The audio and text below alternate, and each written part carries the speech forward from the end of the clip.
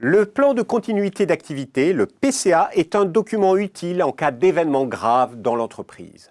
Nous allons voir ensemble ce que c'est précisément, pourquoi et comment l'élaborer.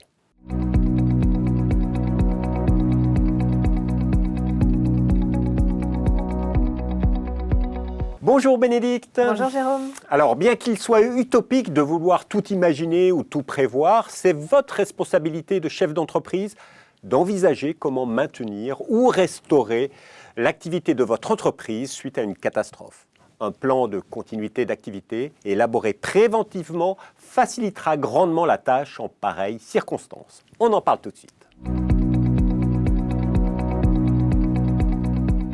Alors Bénédicte, qu'est-ce qu'un plan de continuité d'activité ? C'est un processus de management identifiant des risques majeurs auxquels peut être confrontée une entreprise. Des risques pouvant provoquer l'arrêt partiel, voire total, de l'activité et mettre en péril l'entreprise. Le PCA a pour but de décliner les stratégies adaptées sur les plans techniques, organisationnels et humains. Mais quelle est la différence avec le document unique d'évaluation des risques ? Le document unique concerne les risques classiques en matière d'accident du travail. C'est un document de prévention obligatoire à partir du moment où il y a des salariés ou des personnes qui viennent de l'extérieur pour travailler dans l'entreprise.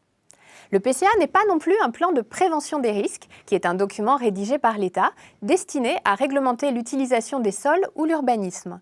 Le plan de prévention des risques ne prend en compte que les risques naturels ou technologiques.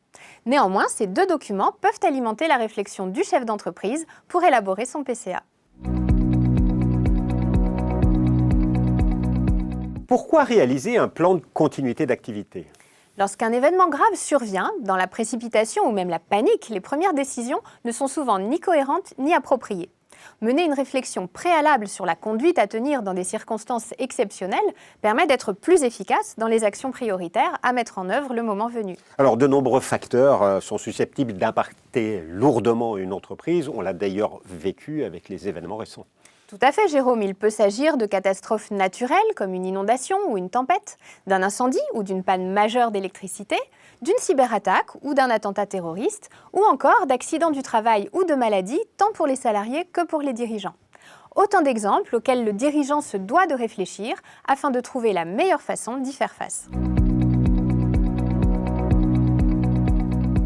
Bénédicte, nous avons vu ce qu'est un PCA et tout l'intérêt qu'a le chef d'entreprise à en réaliser un, mais comment s'y prendre ? Eh bien Jérôme, il convient de respecter plusieurs étapes. Tout d'abord, vous allez définir le périmètre de l'entreprise et de son organisation sur laquelle porte le PCA. Puis vous allez imaginer les scénarios catastrophes auxquels l'entreprise peut être confrontée. Troisième étape, vous allez établir et hiérarchiser les besoins de continuité.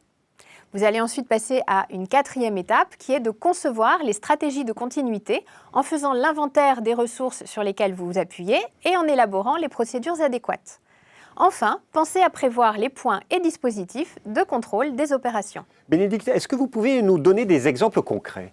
Bien sûr, Jérôme. Admettons que votre installation soit endommagée.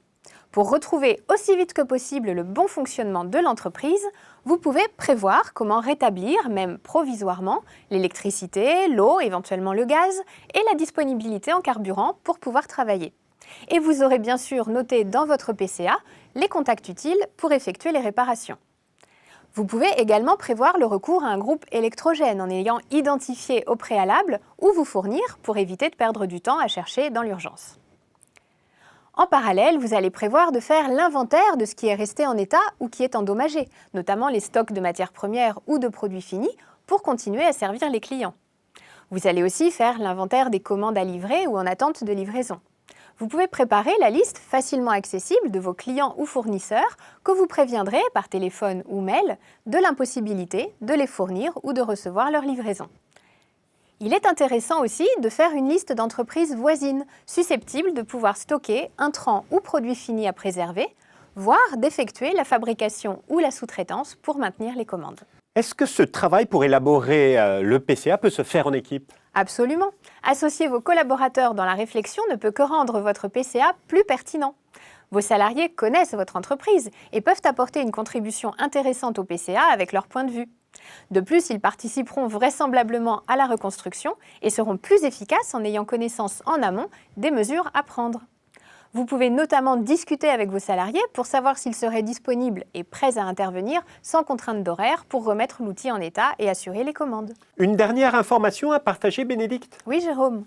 Le chef d'entreprise formalisera son PCA dans un document connu et accessible par d'autres, ce qui le rendra immédiatement opérationnel, à condition bien sûr de disposer d'une version sécurisée. Merci beaucoup, Bénédicte. Rendez-vous maintenant le mois prochain pour une émission consacrée à l'épargne de précaution. À bientôt!